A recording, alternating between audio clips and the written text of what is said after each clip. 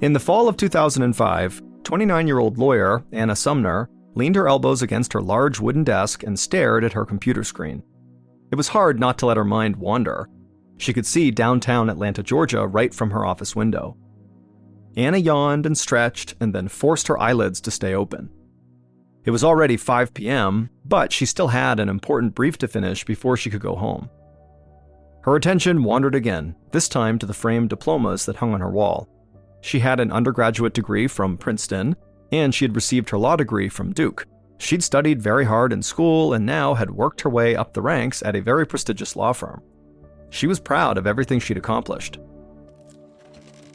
Anna leaned back in her chair and kicked off her high heels. She was exhausted. Then again, she was always exhausted. In high school, she used to skip hanging out with friends just to go to bed early, which left her feeling totally isolated. During college, she routinely skipped breakfast to sleep in, and then showed up to class so hungry she couldn't even focus. Once, she'd flown cross-country for a friend's wedding, and then accidentally slept through the entire thing. Finding the energy to get through law school had been a constant struggle, and it was even harder as a young lawyer at a big firm where so much was expected of new people. Sometimes she feared that her constant fatigue was damaging the career she had sacrificed so much for. It was beyond frustrating. Anna had slept for at least 12 hours the night before, yet here she was, not feeling rested. It was like she was moving through a fog at all times. She always needed more sleep, but she knew she needed to keep working. Anna stood up and shook her arms, trying to get her blood moving. She opened her eyes as wide as she could. She shook her head back and forth and sat back down, determined to finish her work. But as soon as she started to type, her eyelids grew heavy again, and Anna nodded off, her cheek resting on the keyboard. The next thing Anna knew, she was slowly waking up. Her back ached from being hunched over in her chair. Her computer screen had gone to sleep too. She shook the mouse and the screen lit up, and she looked at the time. It was 6 a.m. Anna had just slept for 13 hours. She was completely disoriented, still wearing yesterday's clothes, and her brief was not finished. Anna immediately felt a knot form in her throat. She had been successfully hiding her sleepiness problem ever since she was a teenager when it began. She'd always been able to arrange her schedule to accommodate her constant need to sleep. But now that she had a job with a lot of responsibilities, she just didn't have that same flexibility.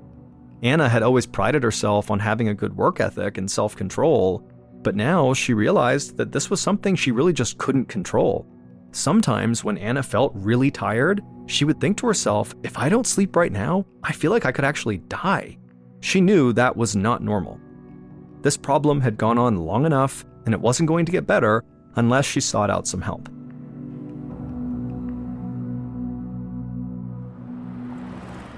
A few days later, Anna drove to the Emory Clinic Sleep Center in Atlanta.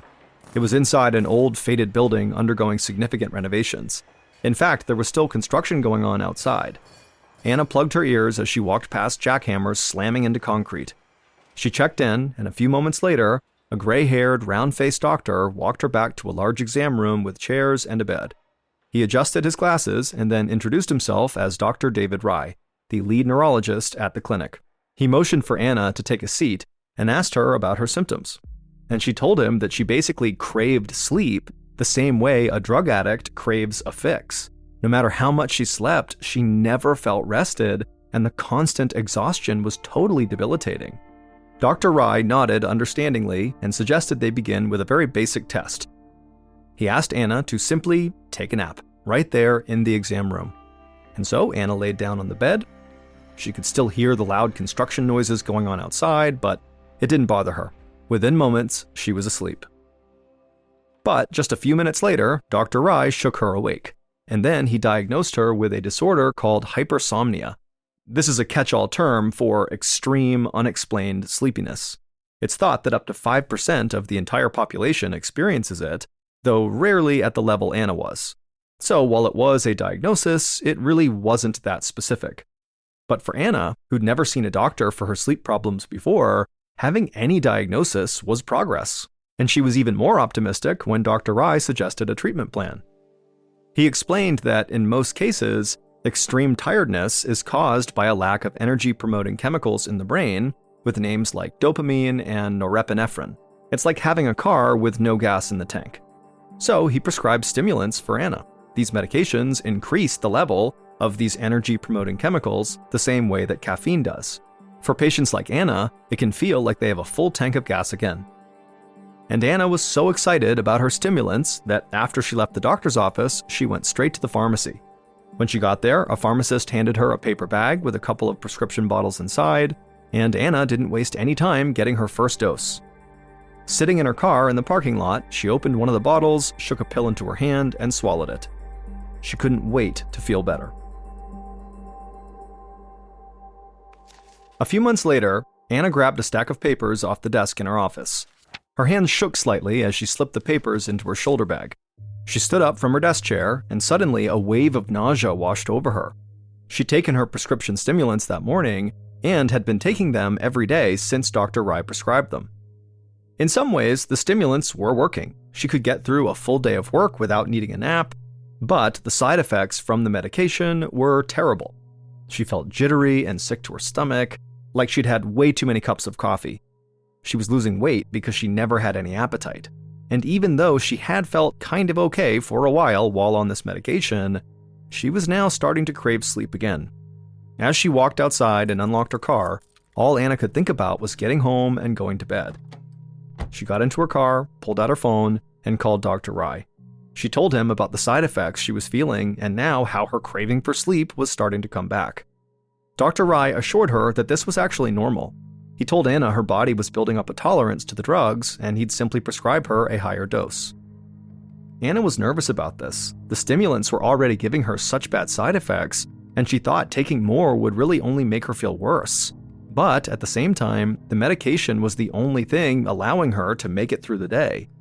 So Anna agreed to the higher dose. She hung up, drove to the pharmacy, and picked up more medication.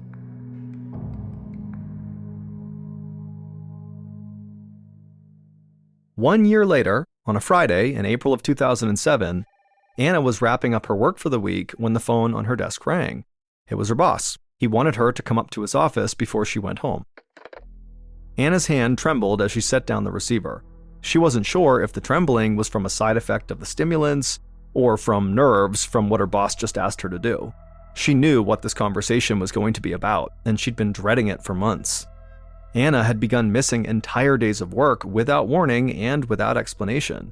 Even though she was constantly taking all of her stimulants, it wasn't uncommon for Anna to still literally sleep days away.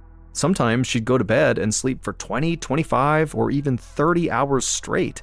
It didn't matter how many alarms she set either. Anna slept through all of them, only waking up when her body finally let her. Anna got up from her chair and her legs felt heavy. Even now, with adrenaline coursing through her body, all Anna wanted to do was sleep. It took all her strength to trudge down the hall to her boss's corner office. She knocked on the door, and then, in a somber tone, her boss asked her to come inside. Anna sat down across from his desk and tried to stay composed. She felt angry at her body for betraying her. She'd put in so many years of hard work, and she was sure that it was all about to slip away. But Anna's boss didn't fire her. He reassured Anna that he valued her contributions, but he was really concerned about her health. Though Anna rarely talked about it, her boss was quite aware of her sleep issue, and so he recommended that she take a 6-month leave of absence so she could get to the bottom of it. Anna didn't want to do this. She wanted to keep working, but she knew that taking this leave of absence was probably the right thing to do. If she couldn't be consistently relied on, she wouldn't be helping the firm, her clients, or herself. So she thanked her boss for understanding and promised to do everything she could to get back to work soon. The next afternoon, Anna was lying on her couch at home, trying to make sense of her struggles. She sipped on a cup of coffee and tried to watch TV, but as usual, she couldn't stop herself from nodding off. This time, though, waking up was worse than ever. Her head was pounding and the light coming in through the blinds seemed overwhelmingly bright. She had sharp hunger pangs in her stomach and her joints felt stiff and her muscles were weak and shaky. It took all her effort just to roll onto her side. She saw the TV had shut off and the cup of coffee she'd just been drinking was now totally cold and the cream inside of the coffee was clearly rotten and curdled at the top of the cup. Anna was confused and grabbed her phone on the coffee table, and she checked the time and date. And what she saw literally did not seem possible. According to the time, Anna had just slept for 53 hours straight. It had been over 2 days since she'd laid down on the couch, but it felt like, a second had passed. Staring at the date and time on her phone, she felt sick. Her symptoms were really starting to frighten her. How long would she sleep the next time? A week? More? How could she live anything like a normal life if this was what happened to her? She called Dr. Rye's office immediately, and he thankfully had an immediate appointment available. As Anna dragged herself off the couch and walked out to her car, she felt weak and clumsy. Walking was like trying to pull her body through sludge these days. She gingerly lowered herself into the driver's seat and then drove straight to the Emory Clinic Sleep Center.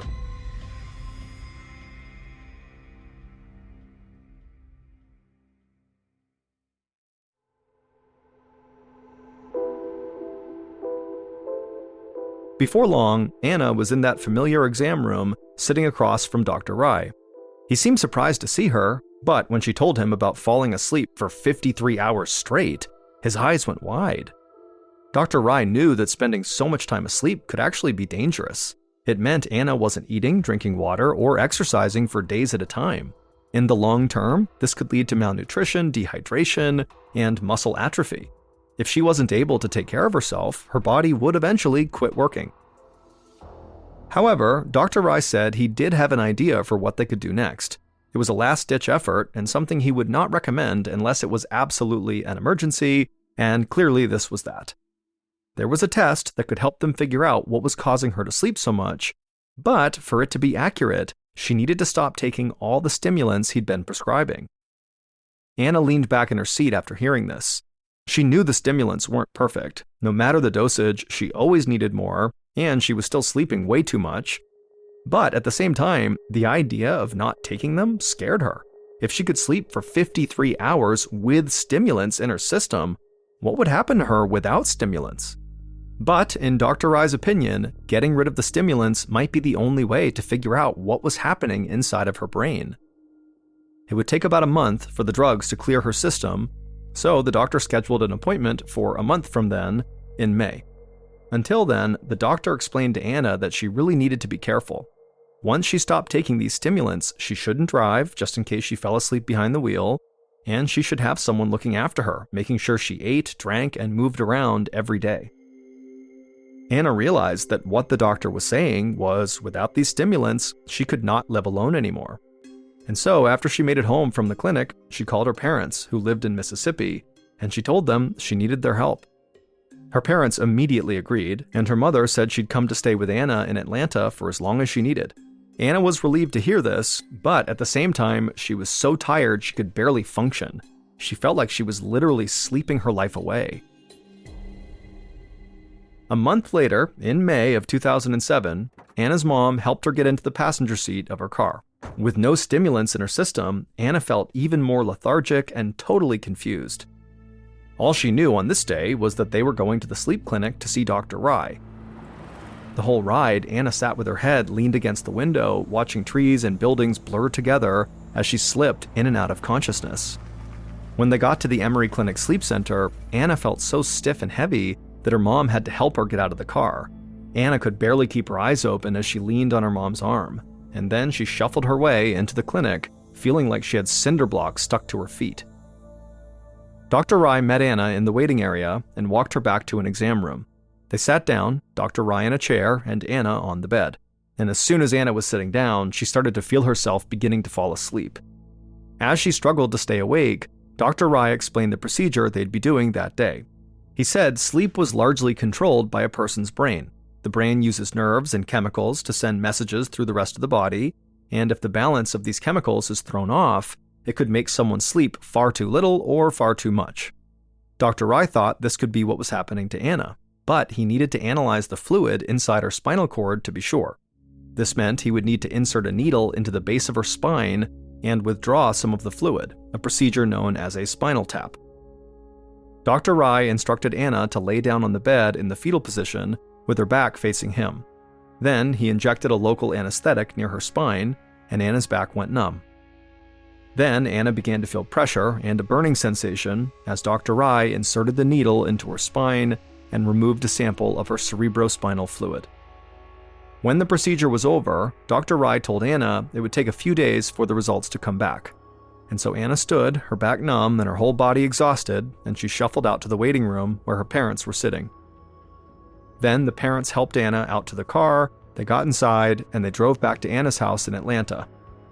Anna barely made it inside before she collapsed into bed and fell asleep. A few days later, Dr. Rye was getting ready to leave work to head home when one of his assistants rushed inside and told him that the results of Anna's test had come in. Dr. Rye adjusted his glasses and then peered down at the data on his computer screen. He reviewed the chemical breakdown of Anna's cerebrospinal fluid, and what he saw shocked him so much that he called over other doctors to take a look. Every sleep specialist at the clinic was totally surprised. The results were so bizarre that one doctor even started laughing at the absurdity of the numbers they were seeing. They had literally never seen anything like this. But while the other doctors stood in disbelief, Dr. Rye felt a mixture of hope and unease.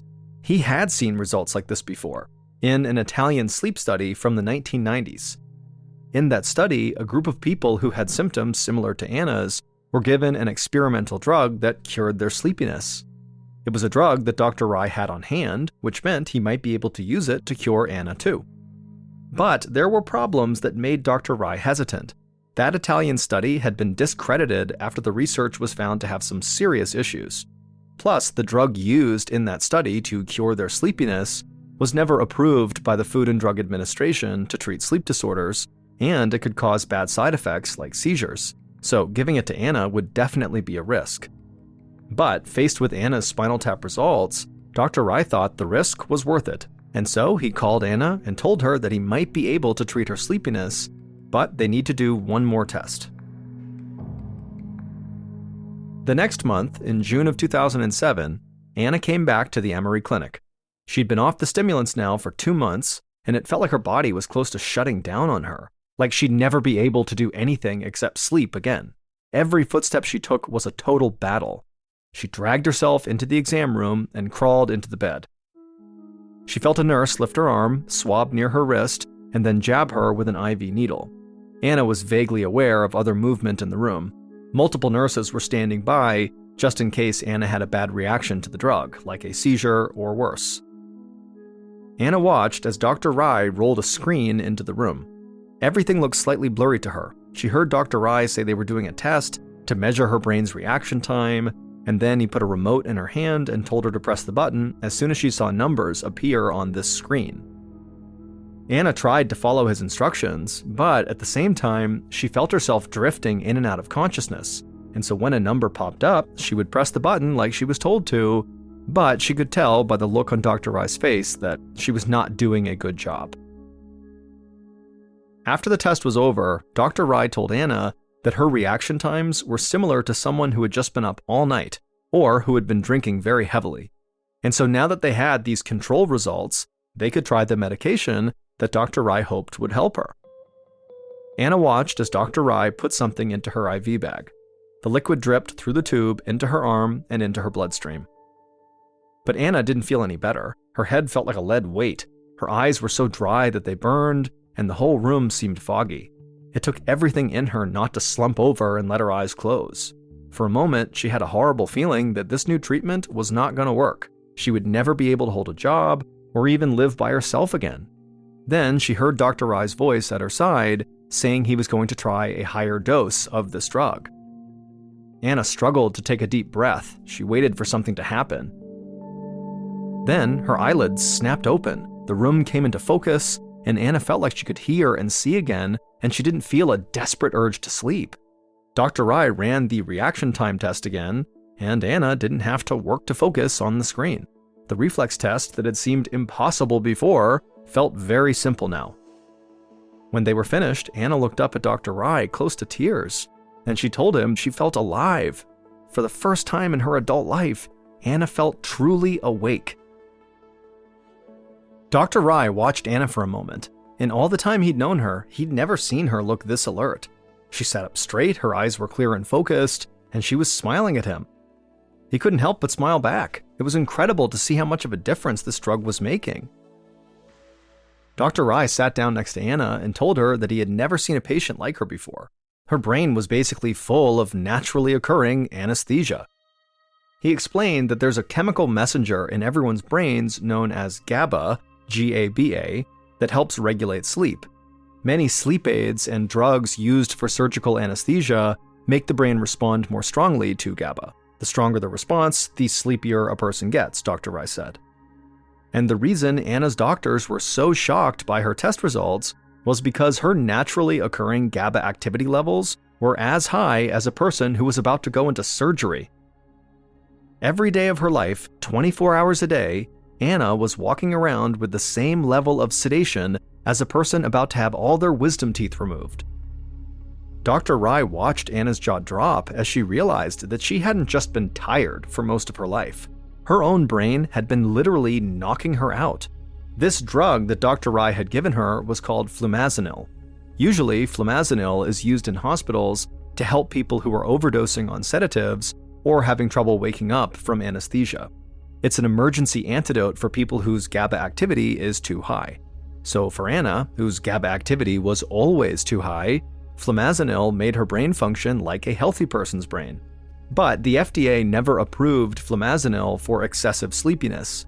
The drug only came as an intravenous medication for use in hospitals, and the effects wore off really quickly. Anna would need to have intravenous injections every few hours to stay awake, and that just wasn't possible from a practical standpoint. So Dr. Rai worked with Anna and the drug maker over the next 8 months to get an exemption from the FDA that would allow her to take a daily flumazenil pill to prevent her sleepiness. The medication completely changed Anna's life. She's since gone back to work, been promoted to partner at the big prestigious law firm in Atlanta, and is enjoying what she calls, quote, the luxury of life.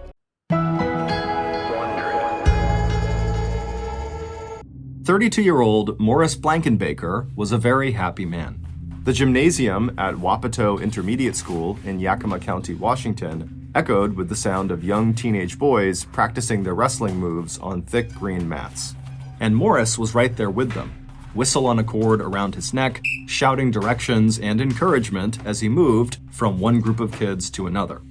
As far back as he could remember, the thump of bodies hitting the mats and the rhythm of other youngsters in a tight line at the edge of the gym doing calisthenics had always been music to Morris's ears. It had been 14 years since Morris himself had graduated from high school 15 miles to the north, along with his armload of sports trophies, the title of Best Athlete of 1961, and a 4-year scholarship to play football in college. But even though he had not achieved his dream of becoming a professional football player, Morris had never for a second lost his love of sports, both playing them and coaching them. But on this particular day, Friday, November 21st, 1975, Morris's sense of happiness and satisfaction with his life went much deeper than normal. Because the last 2 years of Morris's life had taught the former golden boy of Yakima County that the really important things in life were the 2 things he had come so close to losing: his marriage to his high school sweetheart, Deanne, and the joy of living under the same roof with her and their 2 young children. Though no one, not even Deanne and definitely not Morris himself, could ever have predicted the chain of events that had temporarily led to his separation and divorce from Deanne. And while Morris knew the shockwaves from those events were still reverberating throughout his work and social circles, the last few days had brought both Morris and Deanne a very rare feeling of calm and peace. And as they both looked forward to Thanksgiving together, just 6 days away, Morris had to believe that all the turmoil of the last 2 years was finally ebbing out of their lives, and that going forward, he and Deanne would never again take each other for granted. The sudden ring of the school bell pulled Morris back to the present. With a quick glance at the clock on the wall, he raised the whistle around his neck up to his mouth, and he blew 2 sharp blasts to signal the end of the practice. A moment later, and the boys were hauling their mats back to the hooks on the walls at either end of the gym. Hearing their respectful, "Thanks, coach, goodbyes," as the teenagers filed past him on their way into the locker room to change, Morris remembered an earlier scene from his own adolescence and he felt a stab of pain. He had been just a few years older than these kids when he had first met his own favorite coach, Talmadge Glyn Moore, back in Davis High School 16 years ago.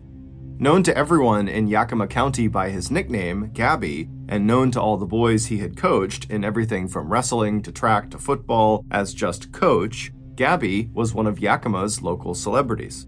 Ever since getting his first job coaching at Washington Junior High School back in 1958, Gabby had quickly moved up the career ladder, and by 1969, he'd made a name for himself as one of the most outstanding wrestling coaches in the entire country.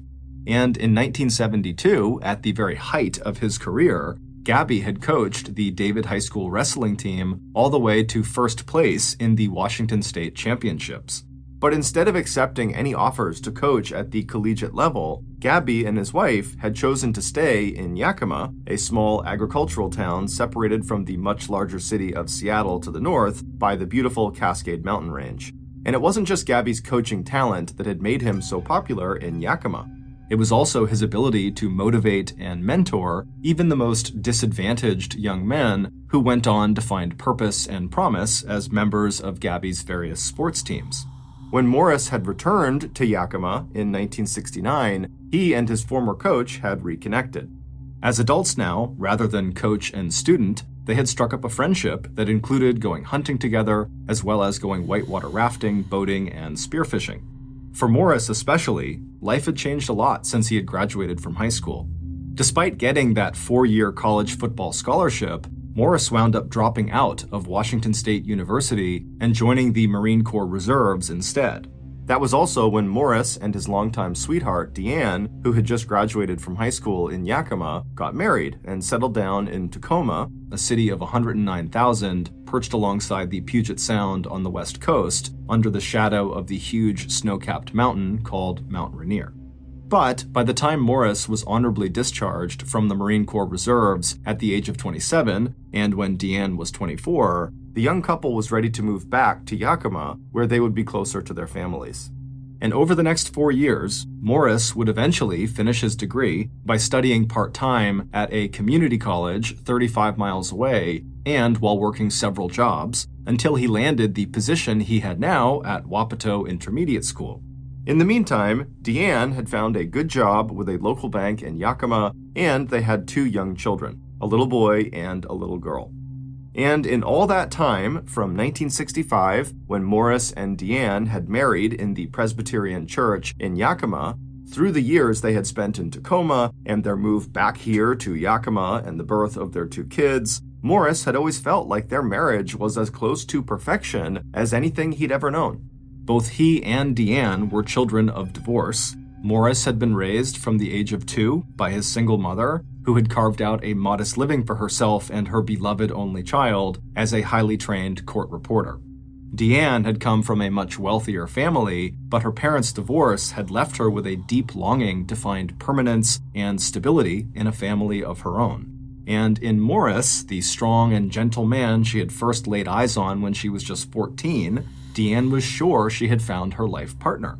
And in Deanne, Morris knew he had found the one and only person he would ever love. But all that would change starting in December of 1973. That's when Gabby, Morris's good friend and the coach he had admired for so many years, asked to come live with Morris and Deanne and their 2 kids. Morris had been stunned when Gabby explained that his wife of 20 years had kicked him out of the family home. To Morris, his coach's marriage had also seemed perfect. Gabby and his wife had 3 happy kids, they were financially well off, and they both shared the same passion, sports. Also, Gabby was just a total straight arrow, a complete stickler for modeling the behavior that he expected of the young men he coached. No drinking, no smoking, no drugs, and no messing around with girls. When Morris asked his former coach what had gone wrong, Gabby said that, like a lot of couples, he and his wife had just sort of drifted apart. But Gabby was sure he could win his wife back and persuade her not to file for a divorce. He just needed a place to live for a few weeks so he could pull himself together and then launch his campaign to save his marriage. Morris had not hesitated. This was the man who had inspired Morris's own decision to become a coach and physical education instructor. This was the man who had helped Morris become one of the best football players Yakima County had ever seen. And, most importantly, this man was Morris's friend, and Gabby obviously needed Morris's help. But delivering that help had been harder than Morris expected. In the end, it had taken Morris almost a month to override Deanne's objections to this plan of Morris's former coach coming to live with them. While Gabby had been one of Morris's friends, Deanne hardly even knew the 41-year-old wrestling coach, and her life was already hard enough. Money was tight, she was juggling a job and taking care of the kids. The last thing Deanne wanted was yet another person in the house that she would need to feed and clean up after. But by January of 1974, Deanne had finally agreed. Now, as Morris walked out of Wapato Intermediate School into the chilly, cloudy November afternoon, he wished he had listened to Deanne and found some other way to help his old coach. Getting into his car in the school parking lot, Morris glanced again at his watch. Deanne was working at the bank until about 6 that evening, so Morris would have the afternoon with their kids before they all ate dinner together, and then Morris headed off to his second job as a bouncer at a local tavern in Yakima called the Lion's Share. There, from 8 p.m. until 2 a.m., Morris would check IDs so the bar wouldn't be serving any underage drinkers, and Morris would also just keep the peace. It had been years since he'd played college football, but at 5 foot 11 inches tall and weighing 210 pounds, Morris was not only still in great physical shape, but he also had a patient temperament and a knack for diffusing tense situations. Not that either of those qualities had been of any use to Morris back in January of 1974, when Gabby had arrived on their doorstep with his suitcases and his charming smile. It had only taken a couple of weeks for Morris to realize that his old coach was a very different man than the one who had preached such high standards of clean living and integrity to his students. It turned out Gabby had a very serious drinking problem. But at the same time that Morris realized his coach was headed at top speed down the road to full-blown alcoholism, Deanne's objections to Gabby's presence had strangely totally vanished. Gabby was good at holding the whiskey he had started drinking by the bottleful, secretly during the day, and not so secretly at night after Deanne had gone to bed. And Gabby soon charmed Deanne by the help he offered with the kids, the sympathetic ear he offered to Deanne as she told him about the stress of never having quite enough money, how quick he was to lend a hand with laundry and grocery shopping, and the way he looked at her. Deanne had met Morris when she was 14 and when he was 17, and they had been a couple since Deanne had turned 16. By the time Gabby, the legendary local celebrity, arrived on the scene, Deanne was 27, and most of the passion and all the romance had drained out of her marriage with Morris. And even if Morris did not seem to notice at all, it was crystal clear to Deanne that Gabby found her captivating and sexy. So when Gabby taught Deanne how to drive his late-model golden brown MG sports car, and their hands happened to touch as Gabby showed her how to use the stick shift, Deanne welcomed the thrill and sense of excitement she felt. It didn't take long for Gabby to forget any plans he had made to win back his wife of 20 years. Instead, he could hardly wait for his divorce to become final. And it took Deanne just 2.5 months of knowing Gabby to trade Morris's steadfast devotion and predictability for Gabby's promises of a beautiful house in the best part of town and a daring and exciting love life. So, just halfway through April, when the Yakima County apple orchards were starting to bloom, and just 10 weeks after Gabby had first arrived on the Blankenbaker's doorstep, Deanne left her husband of 9 years and moved in with his former coach and trusted friend, Gabby. Gabby had recently left the Blankenbaker residence and got a place of his own.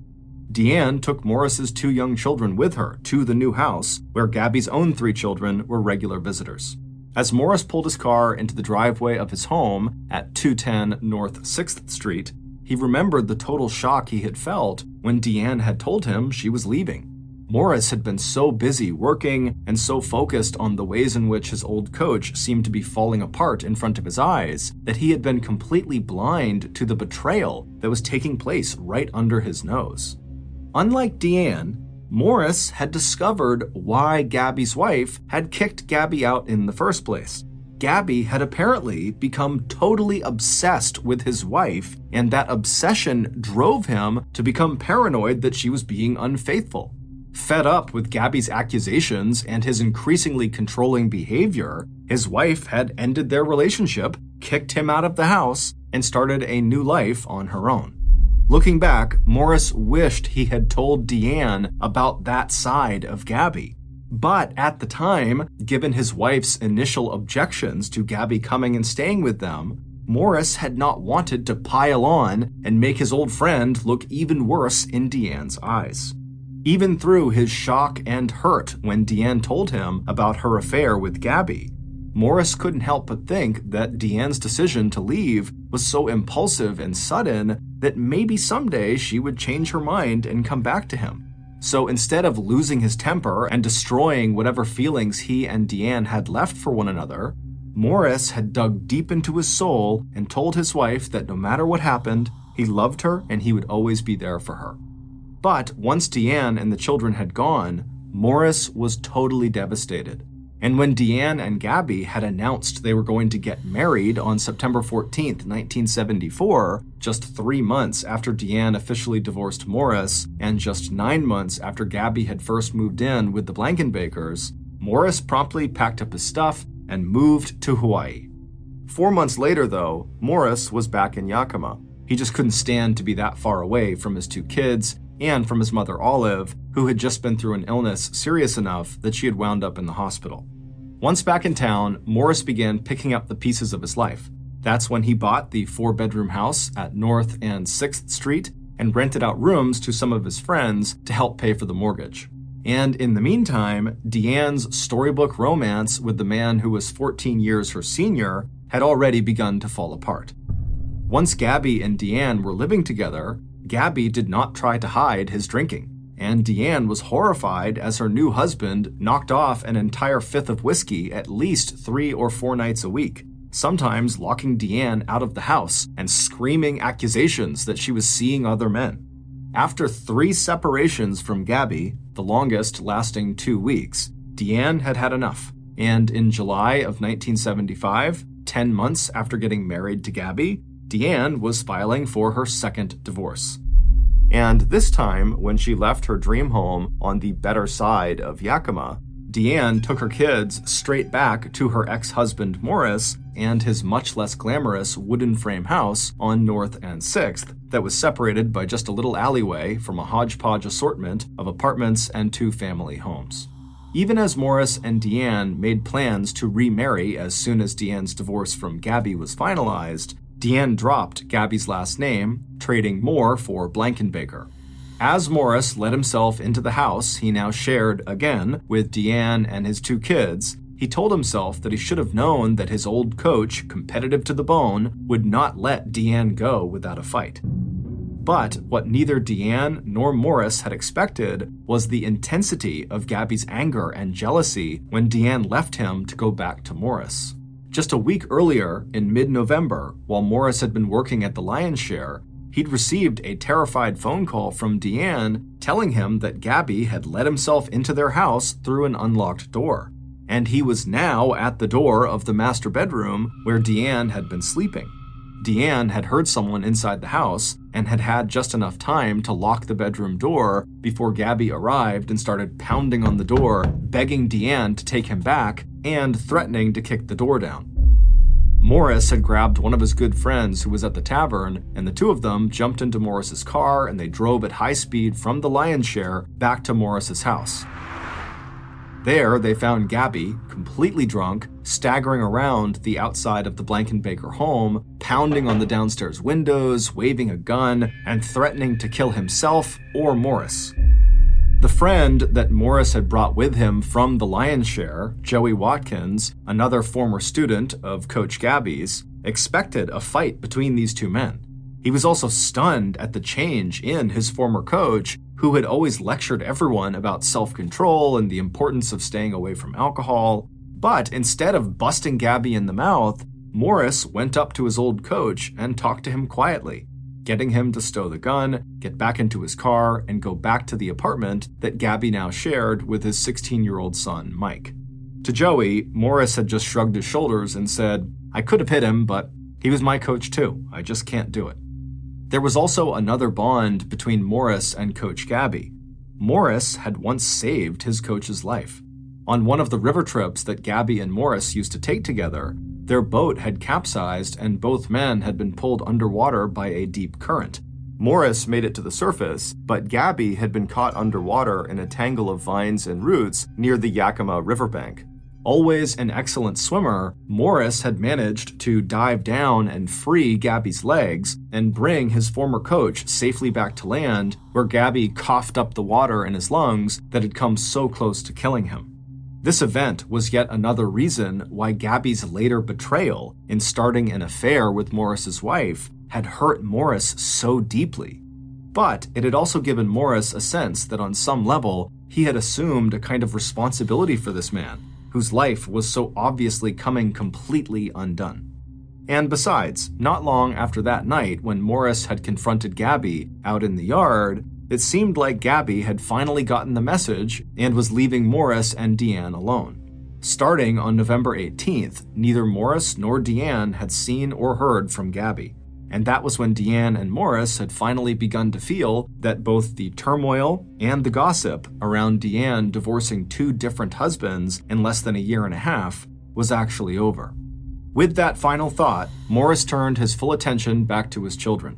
And by the time Deanne arrived home from work at around 6:30 on the evening of November 21st, the whole family was ready to go out for Friday night pizza at Shakey's restaurant before Morris headed off to his night shift at the Lion's Share.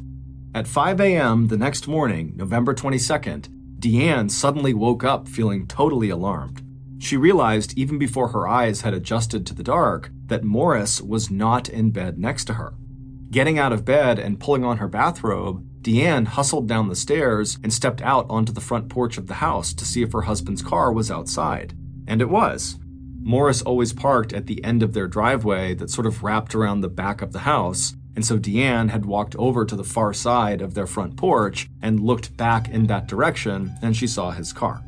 Wondering if her husband had just fallen asleep in his car after coming home very late from his shift at the Lion's Share, Deanne walked down the porch steps and took a left and walked around the house towards the back, where she peered inside of her husband's car, but Morris was not inside. Puzzled, Deanne retraced her steps back to the front of the house, and then after going inside, she put on her contact lenses and then began searching every room of the house for Morris. But after searching every room, it was clear Morris was not inside. So, grabbing the collar of the family dog, Deanne went back outside, and this time, after going down the front porch steps onto the front lawn, she turned right and walked around that side of the house to reach the backyard. This side of the house, which was the left side if you were facing the house from the street, butted up against an alleyway. This alleyway was only separated from the house's property by a flimsy, short chicken wire fence, a barrier that was more psychological than physical. Between that chicken wire fence and the side of the house was a narrow stretch of grass that ran from the front yard straight back to the backyard. So after Deanne turned the corner and started walking down that stretch of grass, she suddenly stopped, because there on the ground near the open gate that separated the front yard from the backyard was the figure of a man lying face down on the grass. A moment later, two neighbors who were waiting on the curb outside their nearby apartments to catch their rides to go out duck hunting heard a woman's frantic screams from across the alley. "Morris! Morris! Oh my God, he's dead!"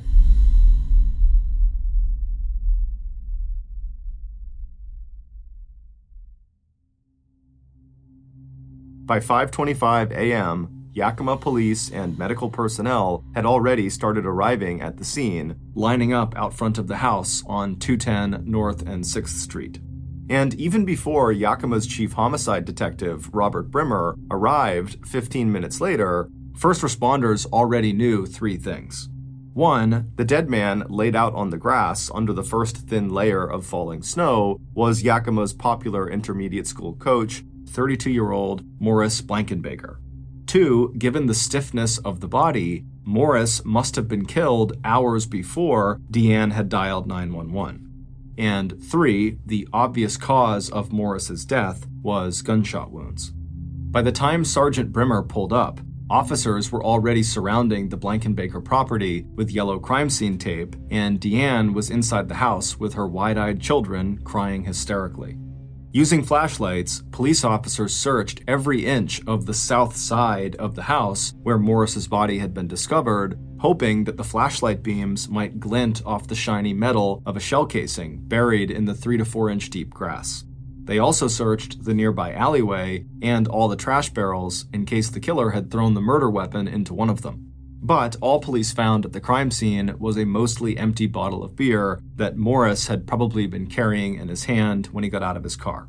By 8:30 a.m., Morris's body had been taken to the county morgue, where an autopsy would be performed at 7 p.m. that night, and Detective Brimmer and his investigators were at the Yakima police station and fanning out through the Blankenbaker's neighborhood, interviewing witnesses and putting together a list of possible suspects.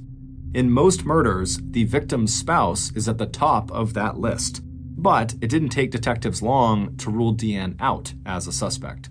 There was no trace of gun residue on her hands or clothing. Morris did not have a life insurance policy that might have given Deanne a financial motive for murder, and as the whole town knew, Deanne had just recently reconciled with Morris, and the two were planning to remarry.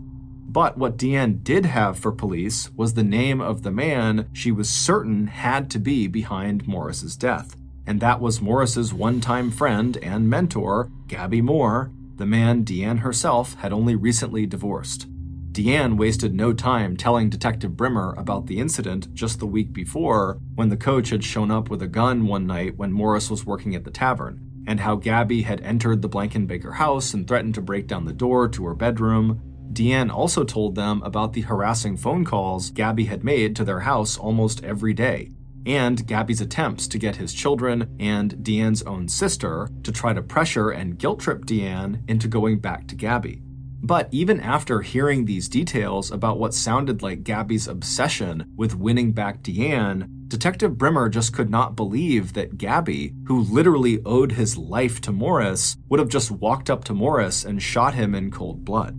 But lacking any other obvious suspects and having no evidence from the crime scene that provided police with any other leads in the case, Detective Brimmer picked up the phone and called Gabby, asking him to come to the police station and bring along any firearms he owned. Coach Gabby did come to the police station that Saturday afternoon, but he brought along an attorney, and he had nothing he wanted to say to police, except to point out that he could not possibly have committed this murder since he had been in the hospital from November 18th until hours after Morris's body had been discovered. It would turn out that the peaceful interlude that Morris and Deanne had enjoyed for the last few days when Gabby had finally seemed ready to leave them alone, it was actually just the result of Gabby experiencing such stress-related high blood pressure that his doctor had ordered Gabby into the hospital for treatment and observation. And after interviewing hospital and nursing staff, and even checking the windows and doors of the hospital for any possible way that Gabby might have slipped out to commit the murder, investigators would confirm Gabby's alibi.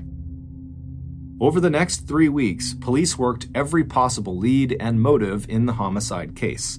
They investigated any arguments Morris may have had with customers at the Lion's Share, arguments he might have had with parents, with students, or other teachers at the middle school where Morris worked, and every single one of those avenues led nowhere.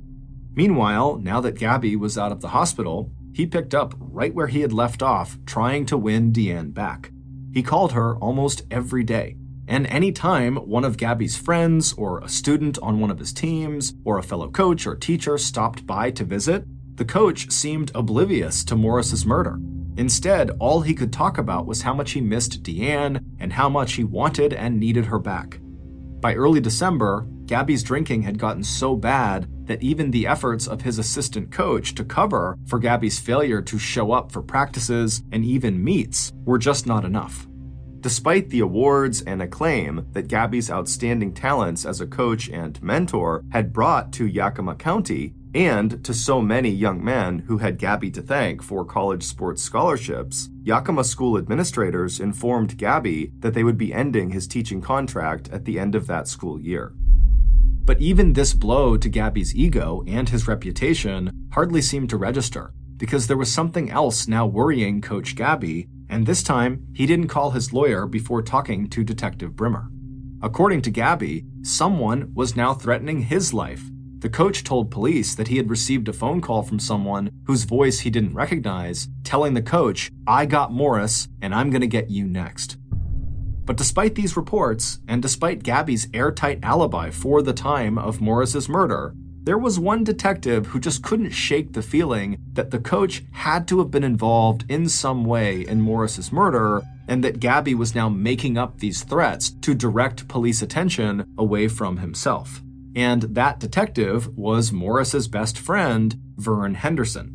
Vern and Morris had gone to high school together, and they had both been Coach Gabby's protégés. But while Gabby had never made it into professional football, Vern had realized his dream of becoming a cop.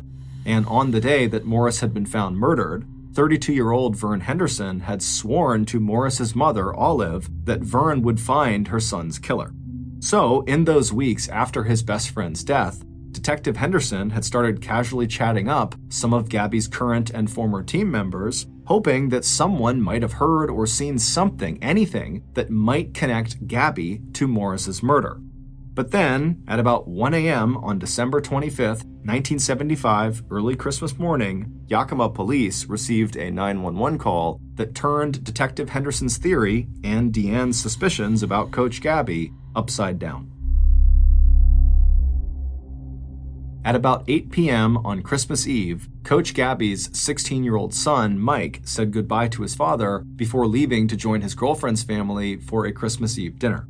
Mike had done his best to cheer his father up that day, and even Gabby's first ex-wife had come over to the apartment Gabby and Mike shared to clean and vacuum and wash the stack of dirty dishes piling up in the sink.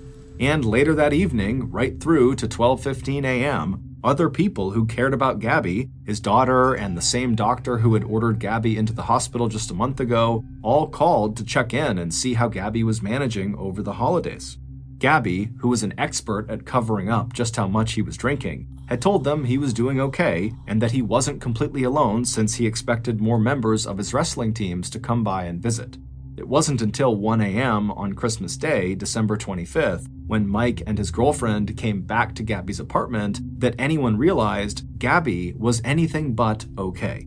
The first sign of trouble was the fact that the back door into Gabby's kitchen was propped wide open, and when Mike walked through that door, he saw his father's body lying sprawled between the kitchen and living rooms. Gabby was face down and not moving. Despite the fact that there was a .22 caliber shell casing lying about 2 feet away from Gabby's body, there was no blood anywhere and no sign of a struggle. It wasn't until the medics who answered Mike's 911 call put Gabby's body onto a stretcher that they realized that Gabby had not died of a heart attack or other natural causes. Because as soon as they had turned Gabby over, blood began pouring out of a bullet hole just under his left armpit. An autopsy would later reveal that a small caliber bullet that matched the shell casing found near Gabby's body, as well as the bullets that had killed Morris Blankenbaker 1 month earlier, had entered somewhere under Coach's shoulder, ricocheted off of his fourth rib, and torn across the inside of his chest, ripping through his heart and both lungs. By the time the medics arrived, 6 pints of blood had collected in Gabby's chest cavity, and as soon as his body was moved, that blood, more than half of all the blood in Gabby's body, started draining out, quickly soaking the small throw rug under the coach's chest. Suddenly, Detective Brimmer and Vern Henderson realized that Gabby's reports that he was being threatened had likely been true. On the day after Christmas, Yakima residents woke up to yet another shocking front-page headline. Quote, "Tied to Blankenbaker slaying? Davis wrestling coach shot, killed." End quote. Meanwhile, detectives Brimmer and Henderson didn't need reporters to tell them that the murders of the city's 2 coaches, both recently married to the same woman and both shot with the same .22 caliber handgun, had to be related. And the first person they wanted to talk to was Deanne.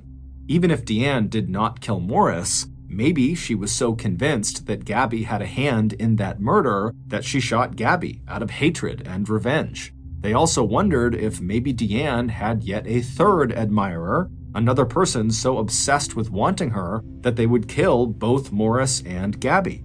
But within 48 hours, detectives were back to square one. Not only did Deanne deny any involvement in Gabby's murder and the existence of some third mystery lover, she had an airtight alibi for the time of Gabby's murder.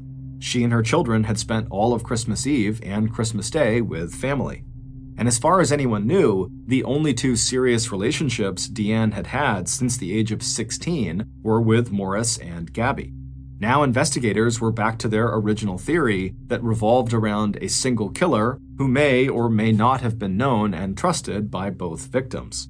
Maybe this person had surprised Morris so completely that Morris never even tried to fight off the shooter. As for Gabby, the autopsy showed that at the time of death, he had 3 times the legal limit of alcohol in his bloodstream, which means he probably would have been too drunk to defend himself from an attacker. Frustrated and baffled, Detective Henderson turned once again to the people who were among the last to see Gabby alive. That group included several members of the coach's so-called wrestling posse, who were a combination of current and former student athletes who had stopped in to visit Gabby on Christmas Eve. According to the boys from this posse, once they were at Gabby's place, they had tried to convince Gabby to come out with them and have some fun. But Gabby had repeatedly said no, he was going to stay put. And so by 12:15 a.m., Gabby's posse gave up and they left, leaving Gabby all alone in his apartment, sitting in his favorite chair, listening to sad love songs. It would not be until Monday, February 23, 1976, 3 months after Morris was gunned down outside of his house, and 2 months after Gabby was murdered, that police received the tip that would break the double homicide investigation wide open. 2 days earlier, 2 teenage brothers out fishing off a small island under the twin bridges that crossed the Natchez River had made a totally unexpected discovery. Lying on the bank of that island in about 3 inches of water, the boys had found a rusty, older model .22 caliber automatic pistol with a long barrel. By Monday, their father was standing in Detective Brimmer's office. When the man placed the gun down on the investigator's desk, Detective Brimmer knew immediately that he must be staring at the weapon that had been used to murder both Morris and Gabby. That same day, the Yakima Herald-Republic newspaper reported that a gun had been found in the Natchez River. A few days later, Yakima law enforcement got a visit from the person who claimed not only to own that gun, but who also knew how the gun had turned up in the Natchez River and why. Based on that new information and follow-up interviews conducted by Detectives Brimmer and Henderson and other investigators, here is a reconstruction of what happened on the night Morris Blankenbaker was killed and the night 1 month later when Gabby Moore was also shot to death inside of his apartment. It would turn out that Coach Gabby had spent a lot of time talking to a lot of people about how horrible his life had become since Deanne had left him to go back to her first husband, Morris Blankenbaker. And one of those people was listening very carefully to what Gabby had to say. After this person approached Gabby and asked if there was any way to help, Gabby said, actually, yes, there is a way. And by mid-November, Gabby had outlined for this person an entire plan that he felt sure would result in Deanne taking him back. And on the evening of November 21st, when Gabby was in the hospital being treated for the repeated nosebleeds that were a result of his high blood pressure, he decided to put this plan into action. At about 7 p.m., the coach got out of his hospital bed and walked down the corridor to the payphone near the visitor's lobby. He placed one call and then went straight back to his room. 7 hours later, Morris arrived home from his shift as a bouncer at the Lion's Share Tavern. After parking his car in its usual place on the driveway behind his house, Morris sat in the driver's seat for a few minutes, enjoying the bottle of beer that he'd brought with him from work. Looking up at the upstairs windows of his house, he thought of the Thanksgiving that he and Deanne would share together with their kids next week. Suddenly, he was just eager to get inside and slip into bed and hold Deanne tightly in his arms. So he turned off the engine and dropped the car keys onto the floor in front of the passenger seat, and then he got out and closed the driver's side door behind him and began walking toward the front of the house. To get there, he walked alongside the south side of the house, the same side of the house that was closest to that alleyway, separated from his property only by a short chicken wire fence. When Morris reached the little gate on his property on the south side of his house that separated his backyard from his front yard, he was about to walk through that gate when he heard a voice off to his right somewhere in the alleyway calling out his name. Morris stopped where he was and turned with the beer bottle still in his hand and stared out at the alleyway to see if someone was actually there or if he had just imagined someone calling his name.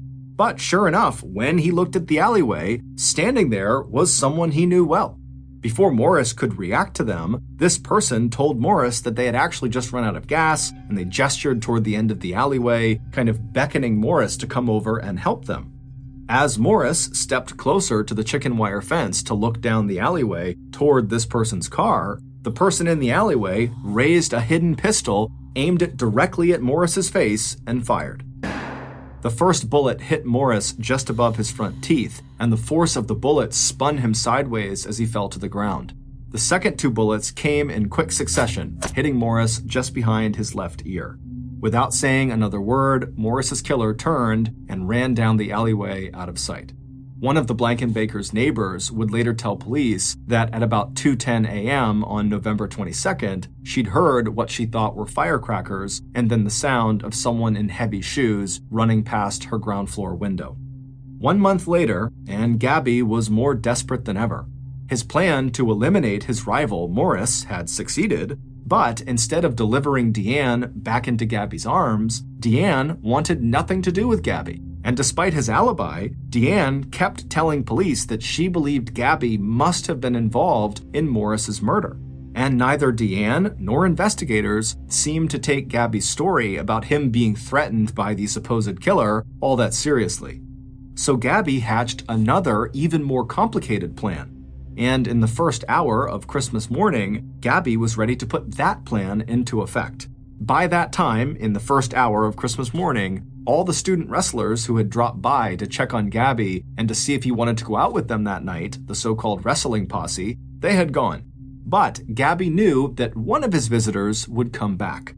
And when that person did arrive, everything would be in place, and Gabby himself would be physically ready for what lay ahead. He had actually been preparing for this moment all evening, all by steadily drinking so much alcohol that he was sure he would hardly feel any pain from what was about to happen. When Gabby's visitor arrived at the coach's house a few minutes later, the two men talked briefly to one another, and then Gabby made his final preparations.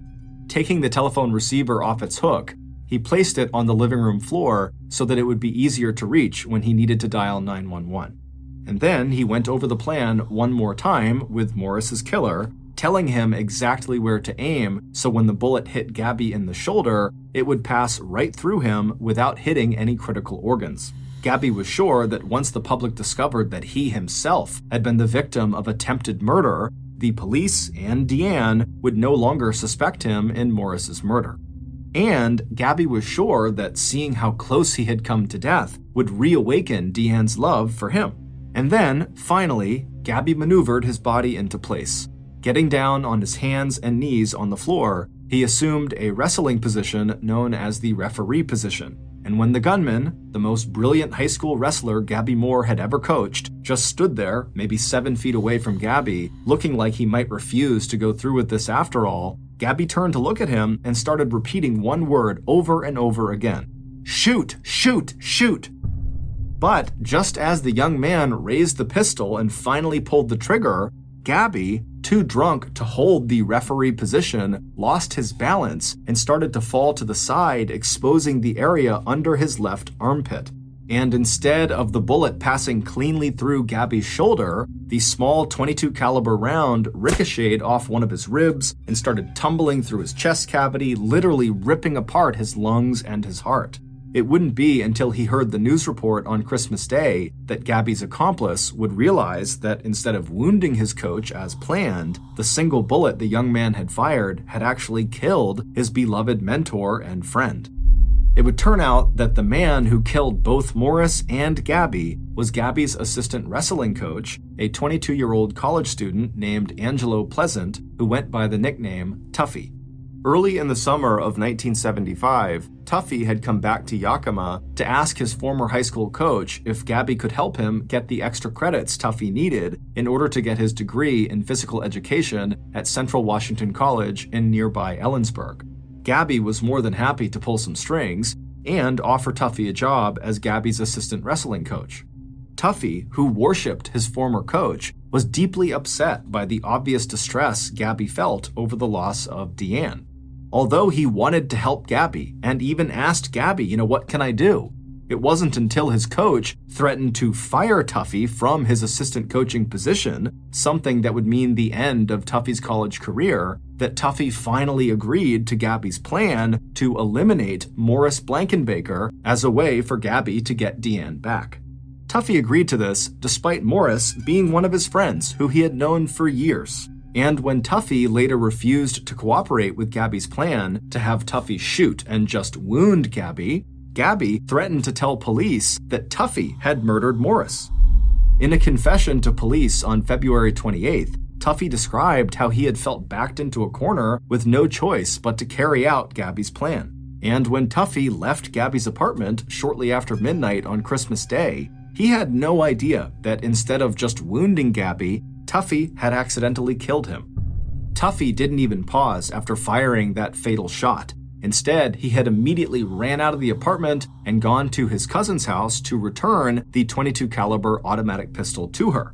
When Tuffy's cousin, Loretta Scott, read about Gabby's death in the newspaper a few hours later, she panicked. She worried that Tuffy may have used her gun to commit these two homicides that were now obviously linked through this gun, and that gun would be traced back to her. So, on December 26, 1975, the day after Christmas, Loretta and her brother drove to the Twin Bridges over the Natchez River and threw the pistol into the water. They had no way of knowing that instead of the gun sinking to the bottom of the river, where it never would have been found, the gun landed on a small island temporarily submerged by the runoff from winter snow and rain. But 2 months later, when Loretta read that short article in the Yakima Herald-Republic reporting that a gun had been found under the bridge in the Natchez River, Loretta decided it was time to go to police and tell them everything she knew. On August 29, 1976, Angelo Tuffy Pleasant was convicted of first-degree murder in the premeditated death of Morris Blankenbaker and sentenced to life in prison. Tuffy was also convicted of second-degree murder for the unintentional death of his coach, Gabby Moore, and sentenced to an additional 20 years in prison. But despite these lengthy sentence terms, Tuffy was released from prison in 1996. On April 18, 1976, 5 months after the murder of her first husband, Morris, and 4 months after the murder of her second husband, Gabby, Deanne Blankenbaker Moore would get married for a third time. This time, the petite brunette with the big dark eyes and soft voice would choose one of the pallbearers who had helped carry Morris's casket down the church aisle at Morris's funeral service less than a half a year earlier. 7 years younger than Deanne, Deanne's new husband would go on to become a successful business person, and Deanne would go on to become a successful stockbroker. Thanks again to the late crime writer Ann Rule, whose 1996 book, Fever in the Heart, helped us to create this podcast. Other sources for this episode include contemporary newspaper articles, documentaries, official records, and magazine articles.